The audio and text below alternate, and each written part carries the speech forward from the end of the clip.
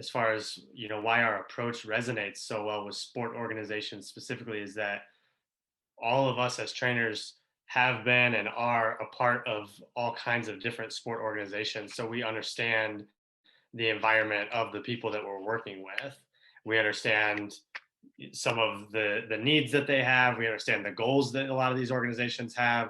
So we're not coming in delivering this high level training or education that doesn't connect to anything they're doing. We connect it to exactly what their day-to-day life is like because we know it, because each of us lives it in our own ways. Strengths of Huddle Up is making individual connections with the people and bringing them into the process. And that can be challenging when you have a large number of people in a virtual setting.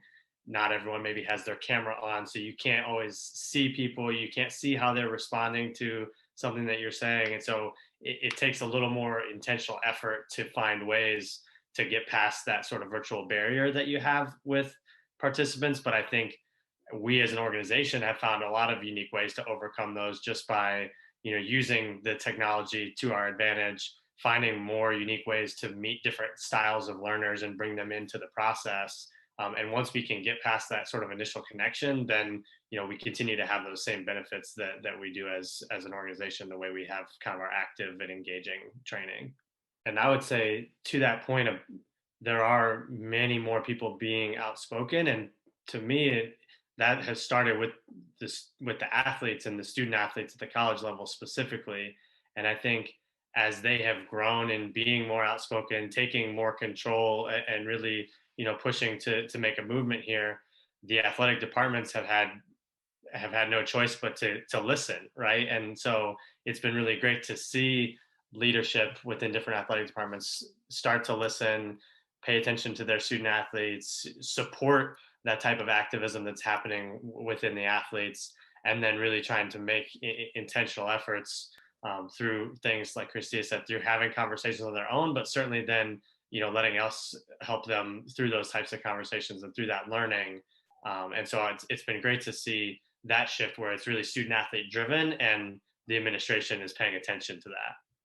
I think the next step for most sport organizations is really starting from within and focusing on their own organization, and really thinking about what else they can do to promote equity and diversity from the inside. So we've seen a lot of great things as far as promoting awareness and social media campaigns and things like that. But now it's really taking stock within the organization and considering things like every step of your hiring practices, and continuing to provide intentional education and training and things like that for your staff. That's not just something that's happening because of a moment of racial tension, but something that happens every week, every month, every year, regardless of what's happening in the world, so that it becomes a daily practice, and you're really living social justice within all of the practices of your organization first and foremost, and then continuing to spread that beyond. Yes, I completely agree. And